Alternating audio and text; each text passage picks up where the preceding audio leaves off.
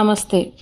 ఈ వీడియో కొత్తగా చూసేవారు ఇంతకుముందు తీసిన షార్ట్స్ కానీ లైవ్ కానీ వీడియోస్ కానీ అవి చూస్తేనే దానికి కంటిన్యూషన్ ఈ వీడియో అవి చూస్తే మీకు ఒక అవగాహన వస్తుంది. అందులో మోషన్స్ ఎలా తగ్గించుకోవచ్చు, నెక్స్ట్ మోషన్స్ తగ్గిన తర్వాత డైట్ ఏం చేయాలి అనే ఇన్ఫర్మేషన్ మొత్తం ఉంటుంది. ఫస్ట్, సెకండ్, థర్డ్, ఫోర్త్ వీడియోస్లో. థర్డ్ డైట్లోకి వెళ్దాము. సెకండ్ డైట్ని ఫాలో అవ్వండి.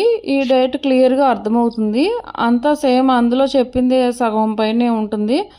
మళ్ళీ అదే రిపీట్ చేయడం టైం సరిపోదు. చిన్న ఫుడ్ చేంజ్ చేసుకుంటే సరిపోతుంది. మార్నింగ్ 2 గ్లాసెస్ వాటర్ తాగడం అయిన తర్వాత అరగంటకి క్యాబేజీ సలాడ్ తింటాం కదా. తర్వాత ఆకలి వేసినప్పుడు మజ్జిగ అది తాగుతాము. 9:30, 10 లోపు భోజనం చేయాలి ఆకలి వేసినప్పుడు అని చెప్పాం కదా. 3 భాగాలుగా చేసుకుని కరివేపాకు పొడి, చారు, పెరుగుతో తినాలని చెప్పాము.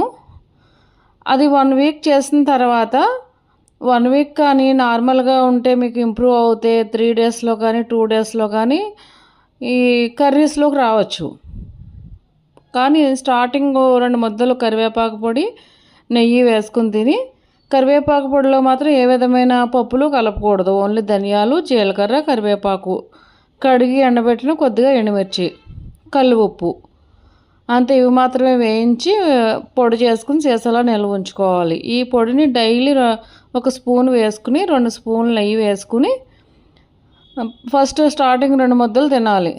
తర్వాత కూర, పప్పు కానీ ఏదైనా తినచ్చు.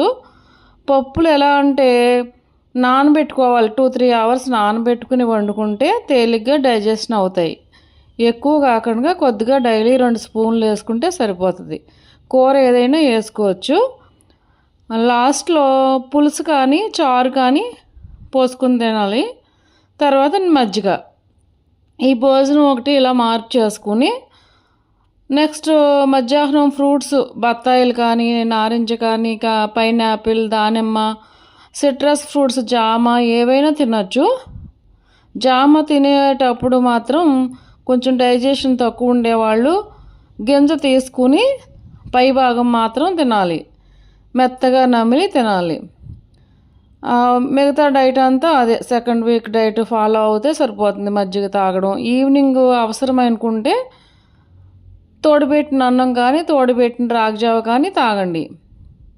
హాట్ వాటర్ తాగడం, నిద్రపోయే ముందు హాట్ వాటర్ తాగడం మాత్రం మర్చిపోకండి.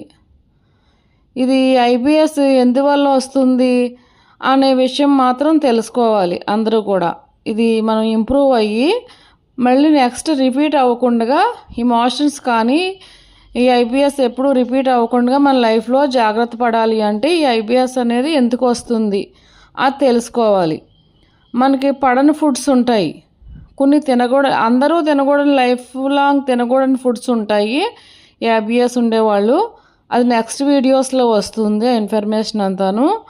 ఈ ఎక్కువ టైం అవుతుంది, అంతా ఒక వీడియోలో చెప్పడం టైం సరిపోదు. మిగతా ఇన్ఫర్మేషన్ అంతా మీకు నెక్స్ట్ వీడియోలో వస్తుంది. ఈ వీడియోస్ ఫాలో అవుతూ ఉండండి.